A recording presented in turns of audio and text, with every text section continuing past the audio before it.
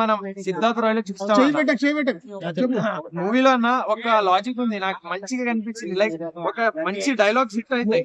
ఇలాంటి అంటే ఆకలిస్తే మనుషులు ఏం తింటారు అన్న బట్ ఇక్కడ చూస్తే మన సిద్ధార్థ్ రాయ్ ఆకులు పేపర్ ఏముంటే అది తినేస్తాడు అన్న. చాలా క్రేజీ క్యారెక్టర్ అన్న సిద్ధార్థ్ రాయ్ అయితే.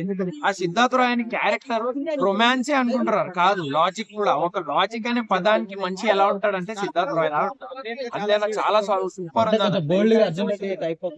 దానికన్నా మించి ఉంది అన్న, కొన్ని బోల్డ్ సీన్స్ దానికన్నా మించి ఉన్నాయి. ఆ ఒక్క వేలో అర్జున్ రెడ్డికి దాటింది బోల్డ్నెస్ లో. బట్ అర్జున్ రెడ్డి రేంజ్ కిందనే ఉందన్న. ఆ డైరెక్టర్ గారు ఎలా చెప్పినారు అర్జున్ రెడ్డికి గుద్దేస్తా అని, అలాంటి రేంజ్ కాదు, దానికన్నా ఒక 1 ఫీట్ కిందనే ఉంది. కానీ మంచిగా ఉందన్న. స్టోరీ అదే అన్న, రొమాన్స్ బోల్డ్నెస్. ఎందుకు ఒక ప్రేమ వల్ల ఎలా సాడ్నెస్ అయిపోతాడు అర్జున్ రెడ్డిలా తయారైపోతాడు, కానీ ఆ ప్రేమ ఎండింగ్ లో ఎలా ఉంటది, మంచి ఎండ్ ఎలా ఇస్తాడు. లాజిక్స్ తోనే నేను గెలుస్తా, కానీ ఎక్కువ లాజిక్స్ తో గెలవలేము. అదే ఒక మెసేజ్ లాగా ఉంది.